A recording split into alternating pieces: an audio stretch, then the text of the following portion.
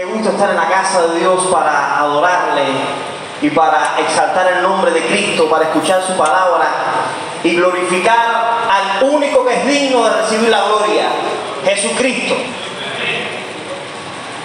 En esta mañana vamos a estar hablando del libro de Marcos, así que téngalo ahí a su mano, que vamos a estar sumergiéndonos en las profundidades de la sabiduría de Dios, específicamente en esa porción del Evangelio. Pero antes de eso vamos a encomendarnos a Dios, vamos a pedirle al Espíritu Santo que nos guíe, vamos a pedirle al Espíritu Santo que nos ilumine para entender qué Dios quiere decirnos hoy. Estamos en este lugar para escucharlo a Él, no para escucharme a mí. No para escuchar ningún hombre, sino la palabra de Dios hablando claramente a nuestras vidas. Acompáñame a orar. Señor y Dios, toma el control de este tiempo. Te glorificamos, te adoramos. Tú eres digno de recibir la gloria. Nadie como tú. Rey de reyes y Señor de señores. Tú eres el único digno. Háblanos en esta mañana. Y la iglesia dice, amén. Gracias. Busquemos el libro de Marcos y antes de ir al pasaje específico que vamos a tratar en esta mañana, vamos a hablar por 2 minutos acerca de el libro como tal, un pequeño contexto acerca del libro de Marcos. El libro de Marcos comienza, principio del Evangelio de Jesucristo, Hijo de Dios. Esas palabras iniciales del Evangelio de Marcos no solo declaran el propósito que hay detrás de su redacción, sino que podría haber servido como su título original. Sin embargo, al igual que los otros 3 evangelios, se ha conocido en la historia de la iglesia con el nombre de su autor. A diferencia del Evangelio de Mateo, que se dirigió a una audiencia judía, o del Evangelio de Lucas, que fue redactado para un individuo específico, Teófilo, el Evangelio de Marcos se escribió para los creyentes gentiles de Roma. Está claro que la audiencia de Marcos no era judía, porque hay evidencia en eso. El texto traduce términos arameos que si fueran para los judíos no habría que traducirlo. Ofrece explicaciones a costumbres judías, omite ciertos elementos de interés particular para los lectores judíos, como los registros genealógicos de Jesús. Incluye menos referencias al Antiguo Testamento que los otros evangelios sinópticos y calcula el tiempo de acuerdo con el sistema romano. Pero como registro histórico divinamente inspirado y exacto de la vida y el ministerio del Señor Jesús, el Evangelio de Marcos se ha mantenido como una profunda bendición para innumerables cristianos a través de los siglos y como un poderoso testimonio para el mundo incrédulo. Así que habiendo tenido en cuenta esta breve introducción del libro que vamos a estar estudiando, vamos a ver ahora el pasaje específico sobre el cual vamos a hablar. Marcos capítulo 4, comenzando en el versículo 35 al 41. Un pasaje precioso. Jesús en la barca.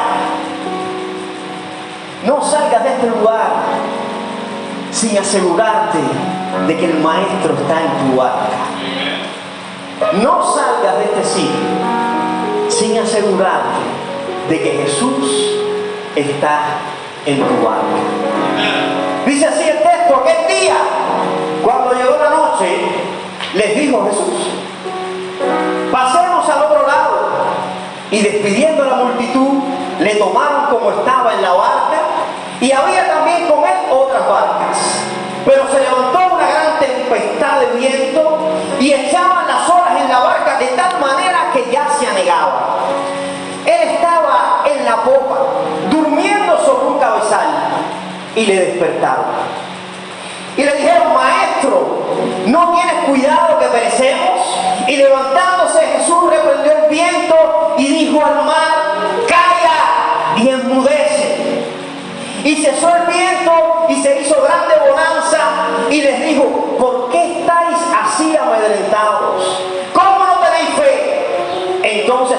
con gran temor y se decían el uno al otro: ¿quién es este que aún el viento y el mar le obedecen?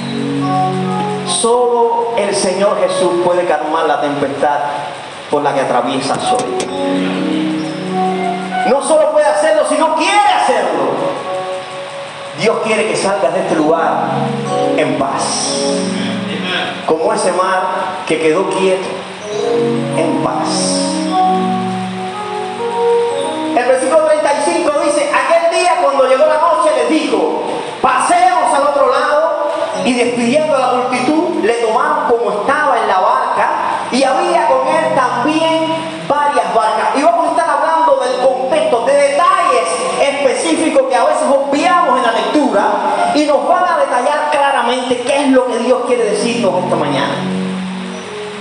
Había sido un largo día de predicar a grandes multitudes junto a las orillas del lago de Galilea, cerca de la ciudad de Capernaum.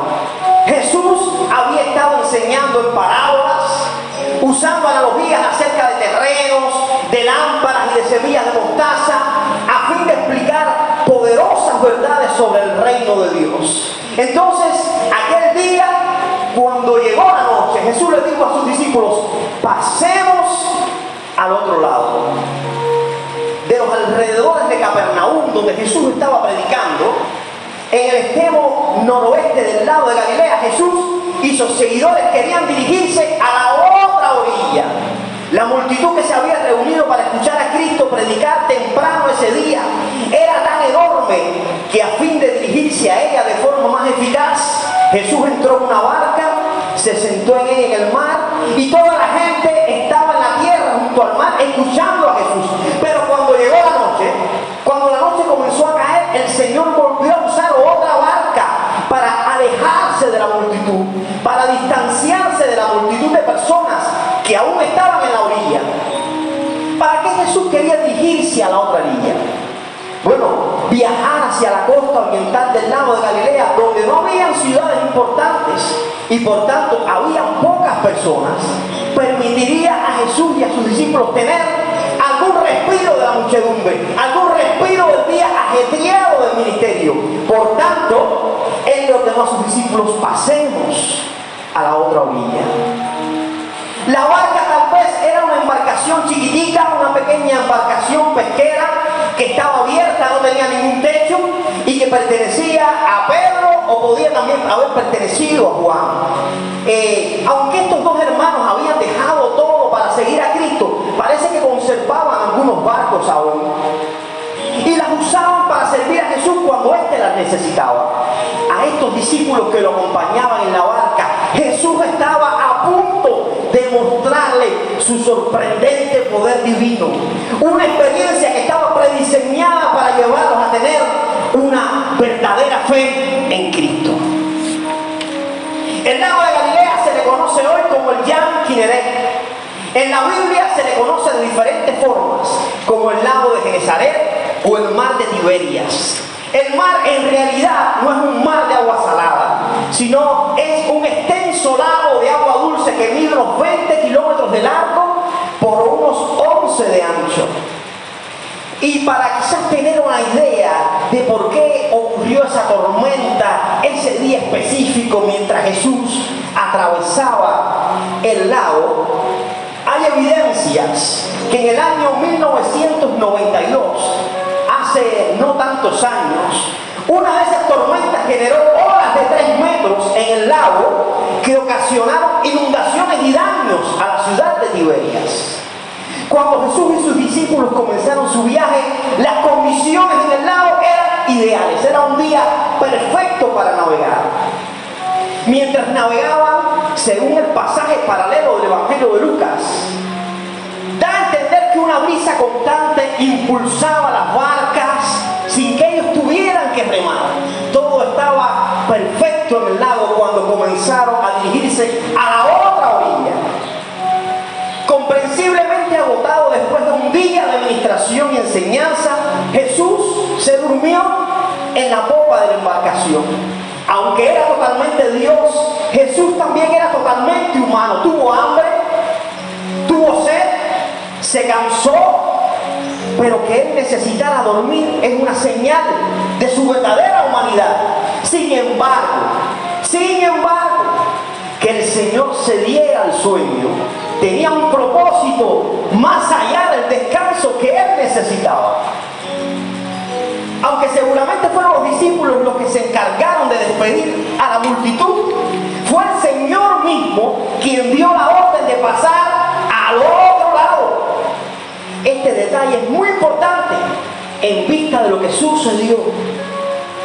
Debemos darnos cuenta que los discípulos se encontraban plenamente inmersos dentro de la voluntad de Dios. Ellos estaban predicando, ellos estaban cumpliendo su ministerio, ellos estaban haciendo lo que Jesús quería que ellos hicieran específicamente.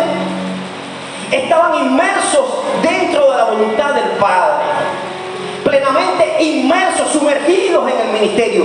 Acababan de terminar una serie de estudios sobre el reino de Dios con el mismo Señor Jesucristo como maestro, y ahora se disponían a ir a la costa oriental del mar siguiendo sus indicaciones. Era Jesús el que le había dicho: pasemos a la otra orilla. Y tenemos aquí una lección muy importante que debemos aprender. Algo importante para ti y algo importante para mí. Hermanos, el hecho de estar andando fielmente en los caminos del Señor no nos va a librar de atravesar por las tormentas y las tempestades de la vida. El Señor no promete que todo irá bien continuamente. Eso no lo promete el Señor. Ni que seamos librados siempre de experiencias amargas y de peligros. Va a venir el peligro a nuestra vida, va a venir las experiencias amargas, vamos a tener que atravesar por situaciones difíciles.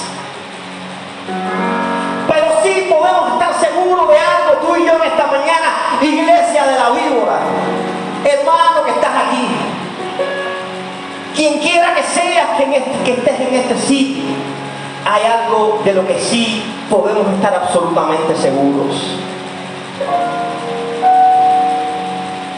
que el Señor estará con nosotros durante todo el camino y de que nada podrá impedir que lleguemos al cumplimiento de su voluntad, lo cual es la mejor opción para ti y para mí. Dios no te dejará atravesando la circunstancia difícil. Dios no te dejará atravesando el momento difícil solo. Él estará contigo. Dice el versículo 37: pero se levantó una gran tempestad de viento y echaba las olas en la barca de tal manera que ya se anegaba, de tal manera que ya la barca se hundía, y él estaba en la popa durmiendo sobre un cabezal, sobre una almohada. Y le despertaron y le dijeron: maestro, ¿no tienes cuidado que perecemos? Maestro, despiértate que la barca se hunde. ¿Cómo puedes estar dormido si estamos a punto de morir?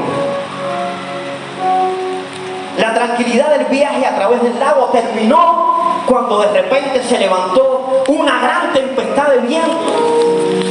Y aquí es interesante porque no estamos hablando de una pequeña tormenta. El texto griego usa la palabra lailaps, que es una tempestad de viento realmente grande. Y también incluye la palabra megas, que era literalmente una gran tempestad. No estamos sugiriendo que lo que atravesaron los discípulos y Cristo era una lluviecita de verano.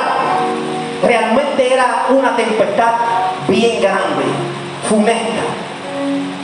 Los feroces vientos convirtieron rápidamente la superficie del lago en un mar rugiente y embravecido. La tormenta echaba las olas en la barca de tal manera que estaban a punto de hundirse. Y aunque sin duda alguna los discípulos trataban de sacar el agua tan rápido como podían, las olas cubrían la barca. Y en medio de la violenta tempestad, Jesús estaba en la popa durmiendo sobre un cabezal. Mientras la tormenta rugía a su alrededor, Cristo permanecía dormido. Ni siquiera el balanceo de las olas en la barca, o el atronador rugido del viento, o el agua que entraba a raudales a la embarcación lo despertaron. Supuestamente empapado hasta los huesos, Cristo dormía plácidamente sobre las duras maderas, con solo un pequeño cojín como almohada en la cabeza. Quizás en ninguna otra parte de las Escrituras la humanidad de Cristo se justapone de modo más dramático con su deidad. Quien dormía en la popa, exhausto, cansado, después de un día de intensa administración, es el mismo que se levantaría unos minutos después para calmar la tormenta. La situación refleja fielmente lo que con mucha frecuencia tú y yo atravesamos. Tiempos de refrigerio espiritual, tiempo de quietud, tiempo de paz en la presencia de Dios son alternados con periodos de prueba, son alternados con periodos de situaciones difíciles. Y como vemos en este pasaje, todo esto que quizás también viene a nuestras vidas es permitido y orquestado por el mismo Señor. Podemos estar seguros de que Cristo sabía que se iba a levantar una terrible tempestad, pero sin embargo les hizo cruzar el mar en ese momento. ¿Por qué lo hizo? Porque Jesús, sabiendo que la tormenta se iba a levantar, permitió que los discípulos atravesaran el mar. Hermano, porque las situaciones prácticas son la única forma adecuada de completar la enseñanza teórica. Sin dudas, había sido muy interesante escuchar al Señor predicando acerca de la importancia de la fe y de lo que Él mismo haría con aquellos que tuvieran fe como un grano de mostaza. ¿Tendrían los discípulos fe en esta nueva situación a la que el Señor les estaba conduciendo? Podemos decir que fue una especie de examen por sorpresa y que el Señor lo planeó así. Y si el Señor lo planeó así, era porque debían estar preparados para ello. Podemos estar seguros, por lo tanto, de que el Señor creía que ellos contaban con los recursos espirituales para enfrentar una situación así. Y Él nunca, Cristo nunca nos colocaría en una situación para la que sabe que no estamos preparados. Él siempre nos dará los recursos para atravesar las situaciones difíciles. Y Cristo siempre pondrá en nuestras manos los recursos también espirituales para salir victoriosos de esas situaciones difíciles.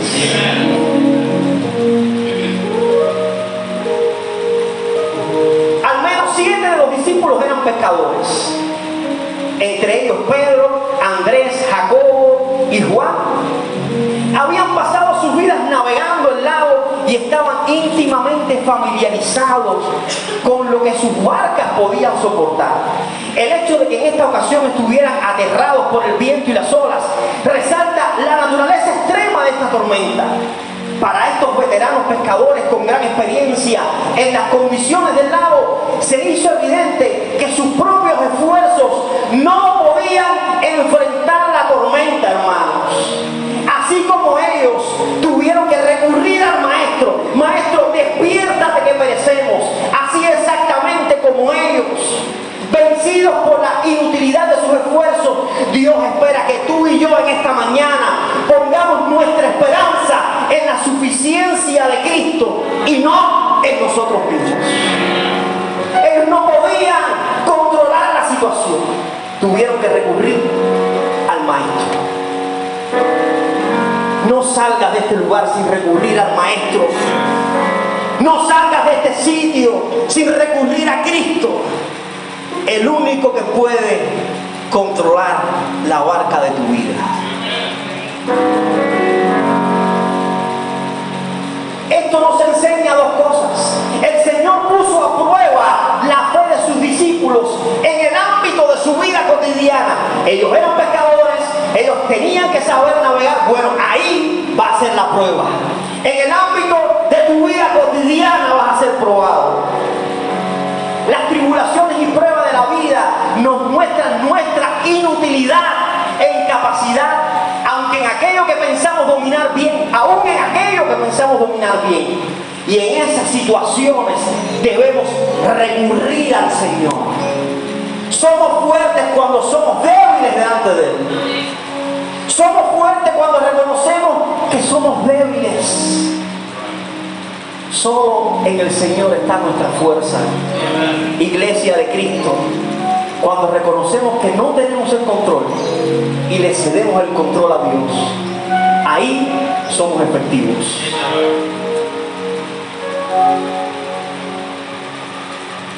Estas situaciones difíciles que vienen a nuestra vida, como esa gran tormenta que tuvieron que atravesar los discípulos, nos quitan todo orgullo y autosuficiencia y sirven para atraernos al trono de la gracia. Quizás nos preguntamos por qué estoy atravesando esto, por qué mi vida diariamente es una gran tormenta, por qué vivo en tribulaciones constantes. Dios quiere que dejes de ser autosuficiente.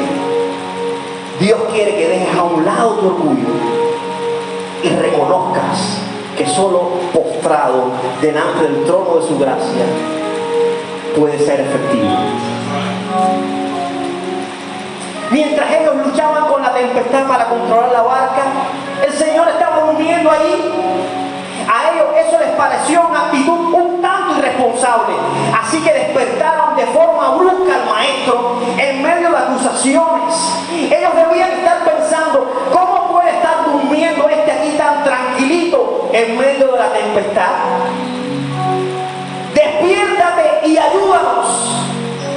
Algunas veces nosotros también, al atravesar por situaciones difíciles, tenemos la impresión de que Dios no se interesa por nuestras dificultades, de que Dios no contesta nuestras oraciones, y casi tenemos la tentación de pensar como Elías le decía a los profetas de Baal: ¿no estará dormido tu Dios?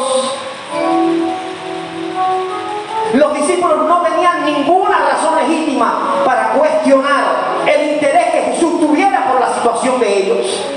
Habían sido testigos del poder divino de Cristo y lo habían seguido suficiente tiempo como para conocer el verdadero amor que les tenía. No obstante, en medio del terror, su fe y su determinación fueron reemplazadas por temor y por dudas. En su desaliento, en medio de la tormenta, los discípulos habían hecho bien en recordar las promesas del Antiguo Testamento y todas las manifestaciones del amor de Dios y cuidado que Dios había demostrado hacia su pueblo a lo largo de Israel. En medio de la situación difícil de tu vida ahora, trae a la memoria las veces que Dios te ha librado. Trae a la memoria las veces que Dios ha estado contigo. Trae a la memoria las veces que el Señor ha proveído para tu casa. Trae a la memoria las veces que Dios ha sido fiel para con tus hijos. Y en vez de cuestionar a Dios, alábale. En esta nación, alábale, sin importar lo que nos rodea. Alaba a Dios en medio de la prueba. Dice el versículo 39: y levantándose reprendió al viento y dijo al mar: calla y enmudece. Y cesó el viento y se hizo grande bonanza, y les dijo: ¿por qué estáis así amedrentados? ¿Cómo no tenéis fe? Parece un poco extraña una pregunta así a unos hombres que estaban en peligro de perder sus propias vidas. ¿Por qué estáis amedrentados? ¿La barca se está hundiendo? ¿Cómo no iban a estar atemorizados? Por supuesto, el temor de los discípulos era natural, pero ¿dónde estaba la fe de los discípulos? El mayor peligro no era el viento, el mayor peligro no eran las olas, sino la incredulidad de los discípulos. Y así el Señor indicó algo que ocurre con mucha frecuencia en nosotros hoy. Nuestros mayores problemas, escuche bien hermano, nuestro mayor problema no está en lo que está a nuestro alrededor, está en nosotros mismos. En cuánto somos capaces de confiar a la promesa de Dios. Ese es nuestro mayor problema. El Señor esperaba que después de tantas manifestaciones de poder como habían visto de él los discípulos, ya deberían saber que el barco donde iba el maestro no podía hundirse. Pese a cualquier situación, el Señor lo había dicho al comenzar el viaje: pasemos al otro lado. Eso tenía que haber sido una garantía para ellos. Pero el problema fue que se dejaron llevar por sus sentimientos y emociones en lugar de por la palabra del Señor. Una tendencia que es realmente frecuente también en nuestros días. Si Dios lo dijo, si Dios te lo prometió, camina pensando en esa promesa, confiando en esa promesa. Él no cambia, sus promesas no perecen, sus promesas son en el sí y en el amén. Madre que quizás estás orando por tus hijos, continúa orando. Si Dios te lo prometió, Él lo va a hacer. Matrimonio que está en este lugar quizás en necesidad, confía en las promesas de Dios. Lo que el Maestro prometió, Él lo va a cumplir. Está claro que Jesús quiso enseñar a sus discípulos una lección fundamental, que podían confiar en Él hasta en las situaciones más peligrosas y desesperadas. Al escribir a los romanos, Pablo expresó ese mismo tipo de confianza en la permanencia del amor divino. Estoy seguro, decía Pablo, que ni la muerte, ni la vida, ni los ángeles, ni principados, ni potestades, ni lo presente, ni lo porvenir, ni lo alto, ni lo profundo, ni ninguna otra cosa creada nos podrá separar del amor de Dios en Cristo Jesús, Señor nuestro. Ese pasaje es para la Cuba de hoy. Ese pasaje también aplica a nuestro contexto, también aplica a nuestra barca, a la barca de este país. Nada nos podrá separar del amor de Dios. Concluyendo, aunque este incidente es un ejemplo de la gloria divina de Cristo como creador y controlador del mundo natural, también deja ver su misericordioso cuidado. En medio de una aterradora tormenta en el lago y a pesar de la falta de la fe de los discípulos, el Salvador soberano rescató a sus seguidores. De manera igual y obvia, los creyentes de hoy día, los creyentes de hoy, la Iglesia de Cristo en Cuba puede descansar con confianza en el hecho de que a través de todas las tormentas de nuestra vida, el Señor está dispuesto a liberar. El Señor es capaz de sostener a su iglesia. El Señor es capaz de ayudarnos a atravesar las tormentas de la vida, aún en las circunstancias en las que tú y yo vivimos hoy. Dice el libro de Romanos, y sabemos que a los que aman a Dios, todas las cosas, no algunas cosas, todas las cosas, todas las cosas les ayudan a bien. Esto es, a los que conforme a su propósito son llamados. El Señor está contigo, iglesia. En medio de la tormenta que significa vivir en el contexto que vivimos hoy, en medio de las carencias, en medio de la dificultad, en medio de la escasez, el Maestro no se ha bajado de la barca. Solo cerciórate que al salir de este lugar estés en la barca del Maestro. Y quiero terminar con las estrofas de un himno escrito en el año 1910. Jesús, que socorro en medio del dolor. Escuche bien.